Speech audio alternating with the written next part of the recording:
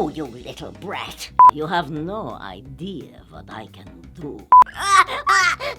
Oh, honey, you look fine. Come on, let's go. Hi, my name is Barbara Goodson. And I'm a voice actor. Some people may know me as Red Fraggle from Fraggle Rock. That was one of my favorite cartoons. Red Fraggle! And I would say something like, Wembley, the pipe bangers are banging and the doozers can't swim. Oh, Cruella de Vil, darling. Puppies! One of my favorite characters is Mother Talzin, the Clone Wars, the Star Wars. And last but not least is someone called Empress Rita. Get those Power Rangers!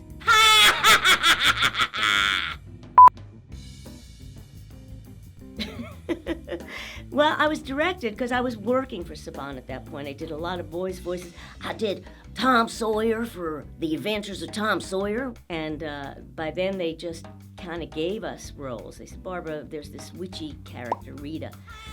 So do like the Wicked Witch of the West. So I did. I get you, my pretty. So I did that kind of voice. So they did a study of what people thought of it, and people said, it's not so scary. And so they fired me. And I said, well, that's how you directed me. What do you mean you're firing me? They said, well, we're going to have auditions. I said, well, can I audition?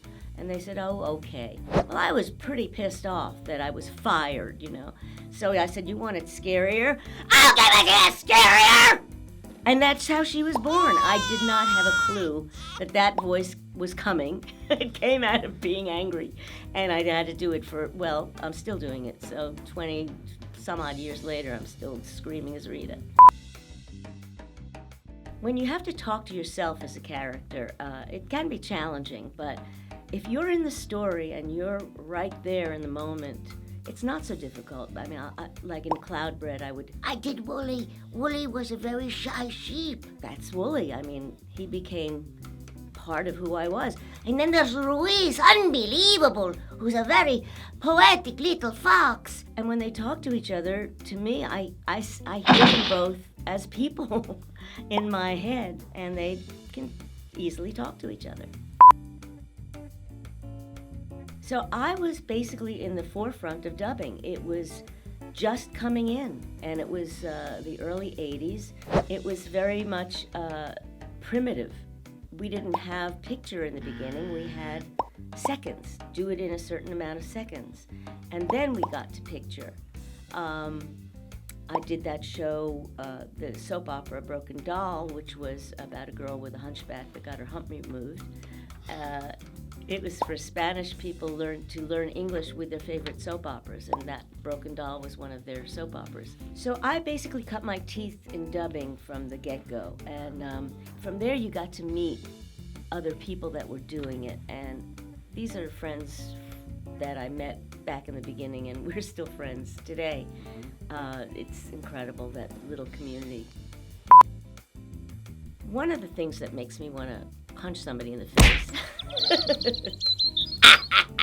is when they say, oh, you're just the voice actor. Oh, you just do the voice? It's like, what? Excuse me? You need me to bring this person to life. But I know that there is a kind of, snobbery sometimes, that on camera is more elevated than voice acting. I don't particularly agree with that. The most rewarding part of my job is the community of friends that I've made. It's like building a house together, seeing the final product after you've done your little part and seeing it all come together.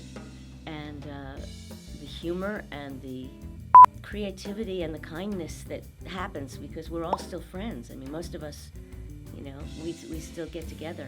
Please subscribe to Verite Voiceover on YouTube. Or else!